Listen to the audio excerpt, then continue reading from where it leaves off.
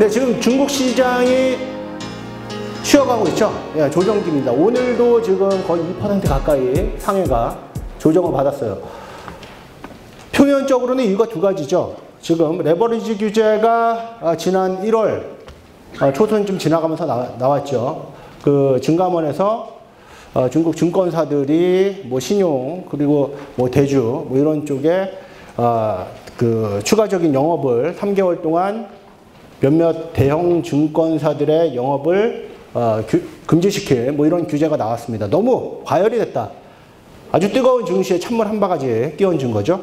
그리고 또 한 가지 부동산 리스크가 1월 달부터 조금 불거졌죠.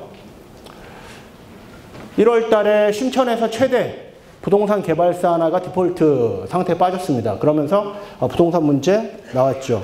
그러면서 뭐 지금 나온 얘기들은 뭐 그 외에도 뭐 2차 지금 그 레버리지 규제라든지 규제라기보다 뭐 조사 들어갔다 뭐 이런 내용들이 나오면서 지금 중국 증시의 발목을 좀 잡고 있습니다. 자, 그런데 여기 표면적인 이런 이유들은 분명히 뭐 납득이 가는 이유지만 사실은 왜 빠졌나요, 여러분들?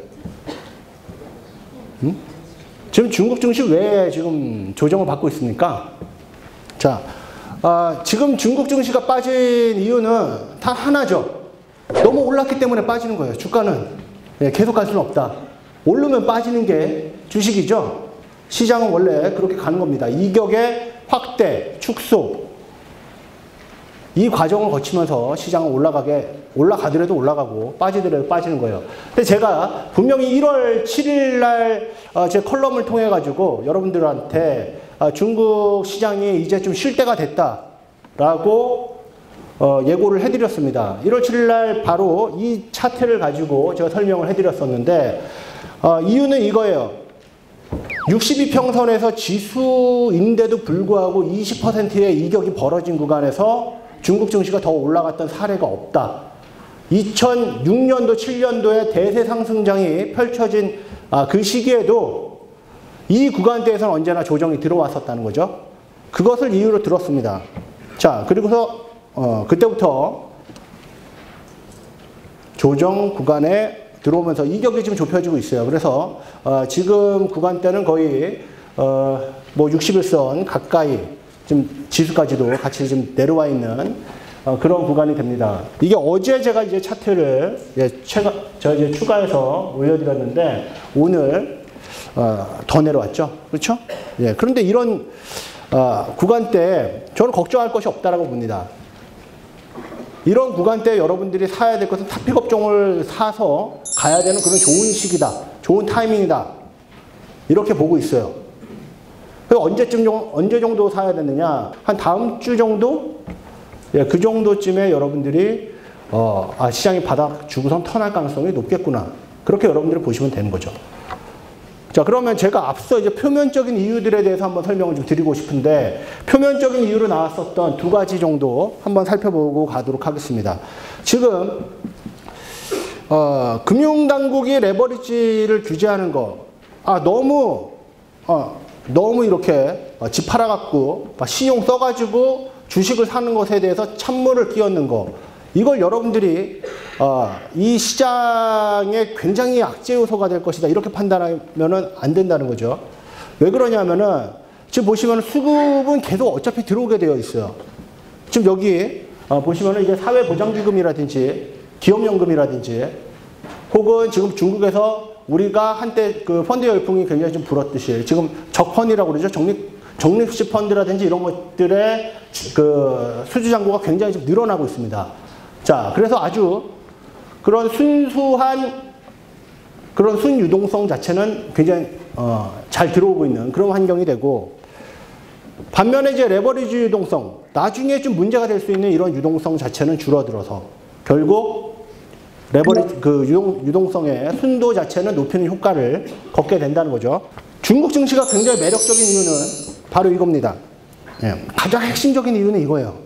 중국, 여러분들 이런 얘기 굉장히 많이 들어보셨을 거예요. 제가 작년에도 방송 때마다 가장 많이 했던 얘기가 이 얘기인데, 부동산에서 증시로의 그런 자금 이동이, 자산 이동이 굉장히 빠르게 진행이 되고 있다. 그리고 될 수밖에 없는 환경이다.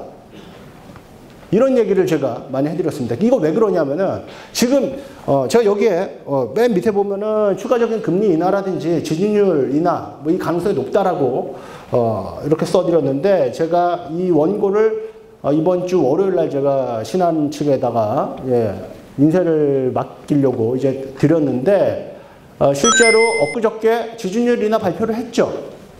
그렇죠? 이렇게 할 수밖에 없어요. 지금 할 수밖에 없는 이유는 부동산이 문제가 있기 때문이에요. 부동산 시장이 지금 침체를 겪고 있기 때문에 뭐 아까 서두에도 말씀을 드렸지만 부동산이 이렇게 침체가 되면은 이거는 중국 정부로서 굉장히 부담입니다. 왜 그러냐면 지방정부 세수 자체가 이 부동산 토지 판매, 토지 매각 대금이 거의 50% 이상이 되고 거기에다가 지금 부동산 신탁이라든지 이런 데 지금 국민들의 자금이 굉장히 많이 지금 들어가 있죠. 그렇기 때문에 이 부분을 가장 신경 쓸 수밖에 없어요. 그러면은 부동산을 받추기 위한 가장 좋은 방법이 뭡니까? 가장 좋은 방법은 통화정책밖에 없거든요. 금리 인하해야죠. 지준율 인하해가지고 대출도 할 수 있게끔 숨통을 틔워줘야 되는 겁니다. 뭐 다른 이유들이 굉장히 많아요. 경기를 부양하기 위해서 뭐 여러 가지 이유들이 많지만 아주 기본적으로 지금 살기 위해서도 유동성을 계속 풀어낼 수밖에 없다는 얘기예요. 자, 그러면은 유동성은 시중에 계속 풀릴 수밖에 없다. 그럼 그 유동성이 어디로 갈 것이냐? 풀린 유동성이 이미 꺾인 부동산으로 안 간다는 얘기죠. 그렇죠? 더군다나 제가 금리 인하 또 연내 저는 이제 상반기 내에도 한 번 더 할 것이다. 뭐 그렇게 보는 쪽인데 이렇게 공격적으로 통화 정책을 펼칠 수가 있습니다. 예전에는 불과 2, 3년 전만 하더라도 중국의 물가 지수가 굉장히 높았죠. 그렇기 때문에 중국 계속 긴축. 어떤 경기 부양보다는 개혁. 그렇죠? 뭐 이런 쪽으로 스탠스를 완전히 확고하게 잡았었는데 이게 완전히 좀 바뀌었습니다. 작년 11월 21일에 금리 인하 발표를 했고 그리고 올해도 분명히 있어요. 제가 장담합니다. 왜 그러냐면 지금은 뭐 유가도 굉장히 떨어졌죠. 그리고 중국의 부동산도 침체가 되고 이미 물가 오를 만큼 다 올라놓은 상태에서 더 이상 물가가 높아지지 않고 계속 빠지고 있는. 지금 보시면은 도표에 나오지만 인플레이션 전망을 보게 되면은 뭐 올해 한 하반기 정도부터는 좀 살아날 것이다 이렇게 좀 보지만 제가 보기에는 뭐 쉽지는 않을 겁니다. 이런 식의 여러분들이 사셔야 될 업종이라든지 공략을 해야 될 것은 제가 보기엔 뻔합니다. 금리 인하 사이클에 걸맞는 그런 업종 전략을 가지고 가셔야 돼요.